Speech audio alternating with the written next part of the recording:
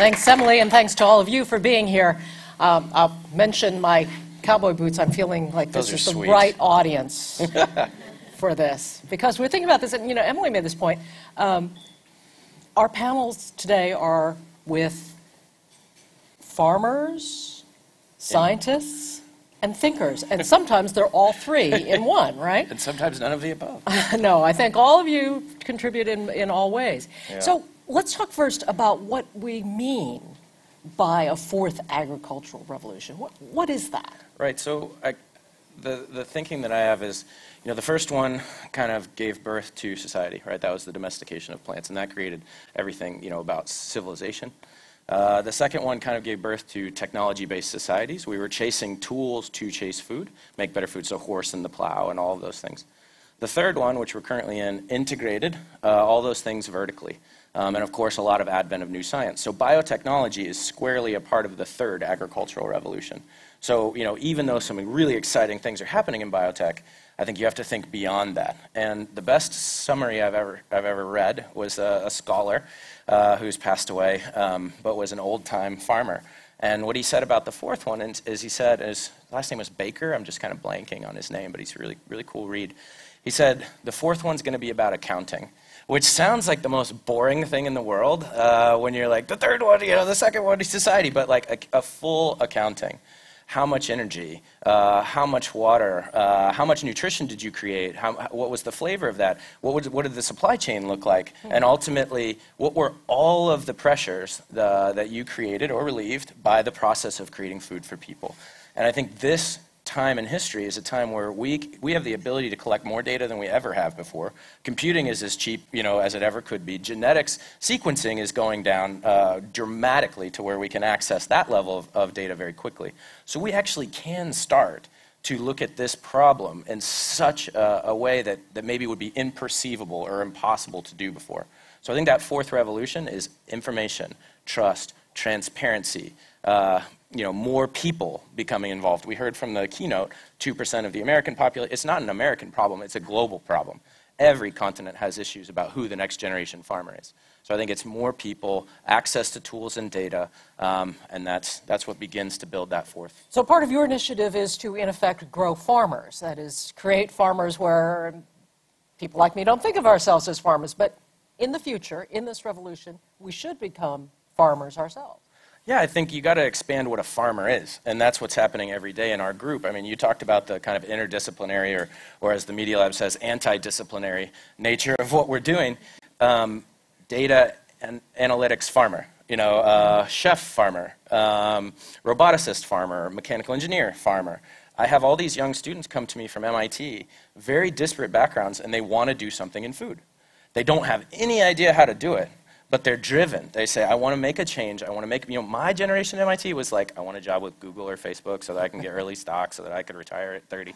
Like, that's not who's coming to me today. And so I think that next generation farmer, they need tools, they need open tools, they need open information, and they need to be networked. This is nothing that agriculture provides right now very easily. When I go work in VOTEC schools or STEM schools, same issue. They'll have, let's just say a VOTEC school that trains plumbers. You can turn a wrench after you get out of that school for 45 bucks an hour. There is no future for that plant science program that they can see. So they've said, okay, I could go over here and make some money when I get out of high school, or I can go over here and study plants, and who knows, what do I end up in a field? And it's like, no, you could be doing 10 different disciplines, and you could be applying that knowledge. And I think that's what that next generation farmer looks like. You have created something in the lab, a personal food computer, which I'm thinking is like George Jetson spewing out food. If only I could dream. What is it? So for us, what it is an open source kind of hacker kit. If you think about the early days of 3D printing, it was a super weird group of people that had a strange tool that they worked on across disciplines. Somebody was a roboticist, somebody was a code writer, somebody was a mechanical engineer. Same kind of thing. What we do is create climates in a box. You can change that climate, CO2, O2, nitrogen, phosphorus, whatever it is you think is cool and interesting, and then it records it. And then it can share it with someone else with a box. So agriculture generally studied in the last 30 years genetics, a lot of genetics work, because you can port that. Climate and agriculture is harder, it's regional. But now if you can have a control environment or a climate in a classroom 365 days a year, you can iteratively study it. So that's what the personal food computer is. People ask me, is it going to feed a family of 2? Not unless they have a mouse, and not unless the mouse isn't very hungry. And so it's a small box, not for feeding yourself.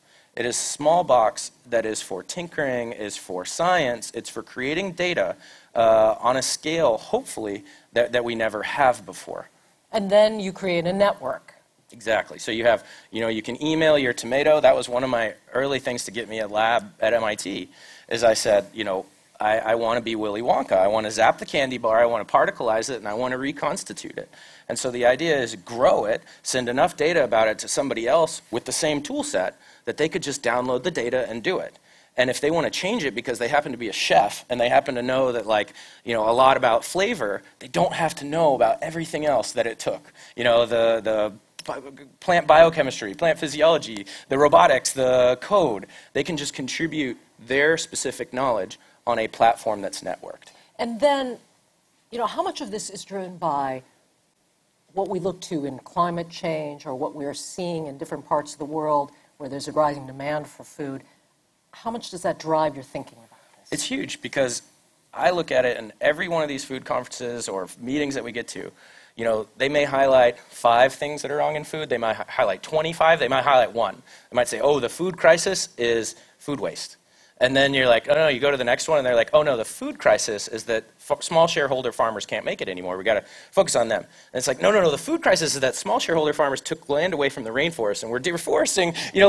This 20 years of problem identification, which was useful. We needed to hear it. We needed Michael Pollan to do investigative journalism to, raise our IQ.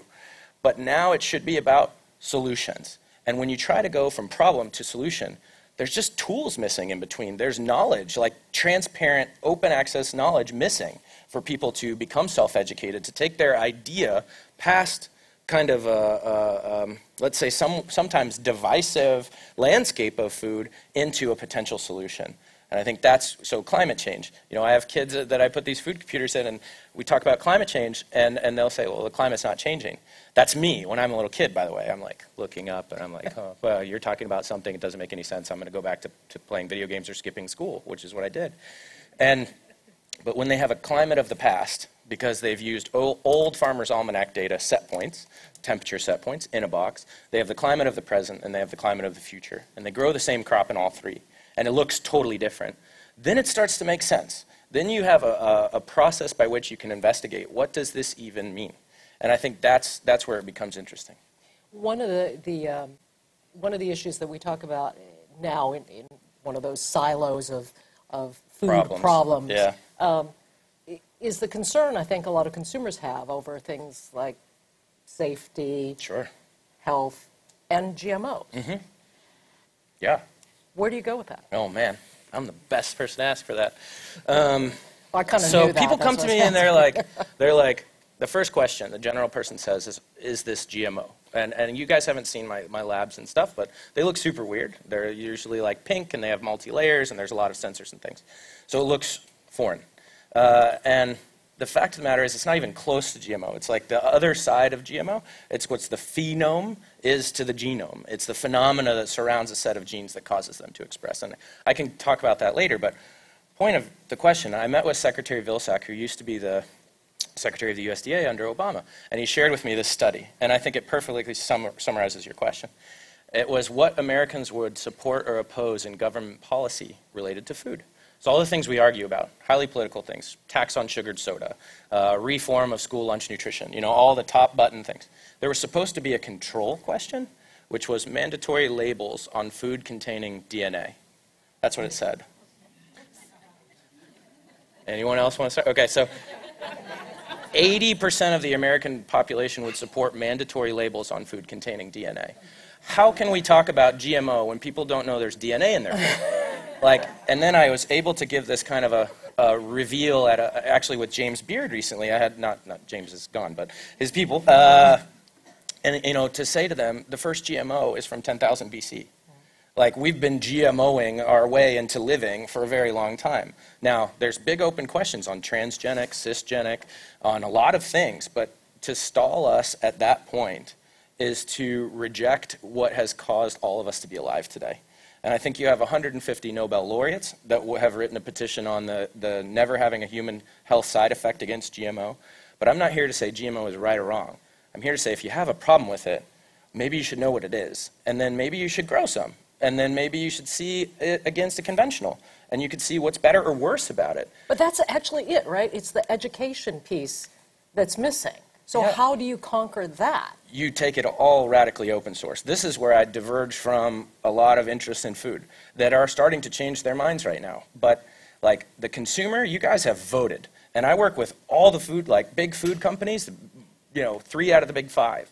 And they don't know what to do because what you want now is more information, more transparency, more accountability, more sustainability. That's just a different goal than what we asked for 30 years ago. 30 years ago, the consumer said, I want more cheap food. And that's what the call was. We thought, if you read back in the 70s, there was like all these crises. There's always a crisis. The crisis was everybody's going to die. Population's out of control. We're not going to have enough food. And so they solved for that with the Green Revolution. They created more fertilizer. They created biotechnology. They created a lot of things to optimize for yield. The target has shifted because the consumer has shifted, and I think in an amazing way, towards nutrition, sustainability, things like that. The food system is just not geared for it. It was geared for optimizing for one thing and doing it very, very, very well. And so now is the time that we can't allow the information about all of this to then go again underground, to come up above the surface to the consumer in 30 years, and instead of GMO, we're talking about CMO. Climate modified organism. And then the people are like, I don't want climate in my food. You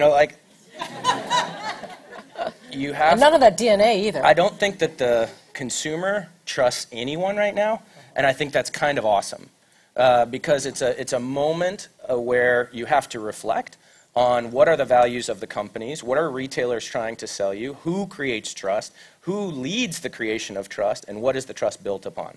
And that's like, for me, it feels like the beginning of the internet. Like, the internet was totally crazy, and I was there on the commercial part, like, doing weird things, and eventually it had to become a trust network, and it had to become about your peers, and it had to become about how to share information. But the whole internet was built on HTML, open source. The whole internet runs on Linux, open source. Like, you have to have a core kernel that is shared by enough people, and then you layer on top of it. And I think that's what's going to happen in food. And so we are going to talk later this afternoon about ethics.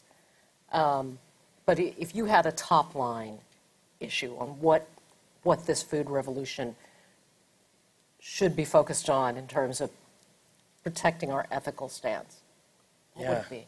To me, I mean, I'm weirdly ethically agnostic in a way, and then also super ethical. So, I don't want to decide what you think the food system should be. I want a citizen science style community to decide what the future of that should be. So what that says to me is my 2 goals in my lab right now, 1 billion new farmers, and I know that's audacious and crazy, 1 billion but farmers. When people are like, oh, there's this many billion people by 2050, I'm like, well, maybe 1 billion of them could be farmers, and then we would not have so many problems. So 1 billion new farmers, and the world's largest open data, software, hardware repository that anybody can use. Nutritionist or dietitian, I'm often corrected, school children, scientists in a lab, food makers, packaged good producers. Like, we need more transparency, so these 2 things need to exist. That doesn't sound like an ethical answer, but I also think that ethical battles are kind of useless. Like, we have them, we fight. I say I'm right because I hate GMO, and you're wrong because you love it, and I love GMO because it feeds the world, and you're a crazy person because if we didn't eat GMO, you need to kill 2 billion people. This is the arguments that we're having, and they're stalemates. Like, and organic, what does organic mean? You need to challenge the heck out of that right now. So even believing in these camps is causing us so much friction that it's really, we've got to go next layer. And next layer is about who can think about these problems, where's their access to information, and then giving them the tools to network and solve those problems. Quick questions from the audience, because I'm sure there must be some, and You got the guy with answers. Folks? No questions. So No. Maybe you've answered all of them. Cause too much stress. Excuse me. When you're building your boxes, do you apply any environmental or energy cost consideration into? Absolutely. So how's that working? Yeah, I'm also here as the biggest skeptic of what I do, because the claims that are going on in my world of like the vertical farm's going to feed everybody, that's also kind of atrociously crazy. So, like, what we do on that, it's actually a really complex question, but I'll answer what we do. We do kilowatt hours per gram. So any kilowatt hour, which any unit of energy that goes into this thing that becomes a gram, we're accounting for. Liters per gram. Amortized equipment, overhead per gram. Labor per gram. Because it's agnostic, because you can't lie. Hardest part is they're like, oh, well, how does it compare to conventional? And it's like, do you guys know that conventional, I tried to do this. I tried really hard. I got this guy from the Nobel Committee to try to help me, and he still couldn't figure it out. It changes, the economics of the things you eat change depending on where you live, depending on the time of year you bought it, and the thing that you picked up. So as if that wasn't hard enough, right? You can't summarize, this is the conventional energy in anything in ag. Then I find out, because my family's been in the grocery business for 60 years, they don't even make money on a lot of things they sell in the fresh produce department. That's a loss leader to get you into the middle of the store to buy the high-value things. So it's already not working. And then if you go back, it's all handshakes, meaning there's no data trail, and it's all subsidized. Our food system would not work and still doesn't exactly economically work the way we think it does, even being heavily subsidized. So it's a hard thing to do a direct heads-up comparison, and so I've really tried hard to just make undeniable truth, but that is a big part of what I'm trying to figure out. What should be grown in control environments, urban or peri-urban? What should be grown in greenhouses? And what should be grown in field? But with the goal, not of competing on price and yield only, but the goal saying, what nutrition did I deliver at point of consumption? What flavor did I deliver at point of consumption? Which really changes how you have to look at it. The thoughts in the audience? Yep, in the back.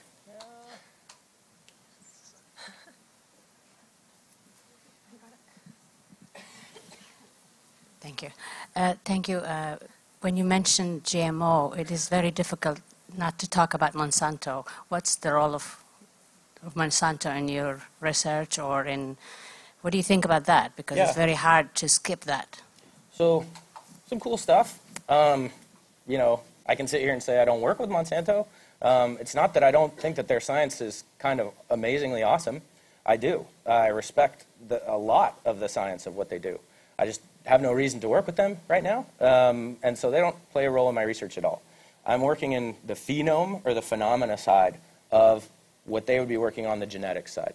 So eventually those worlds will come together, but right now I'm trying to figure out, if you have the same genetics, and then you have the Tuscan tomato that's nutty and amazing, what pressure biotically or abiotically was applied to cause that plant to create that tomato that you think is so awesome. So I'm more on the climate decoder side than on the genome decoder.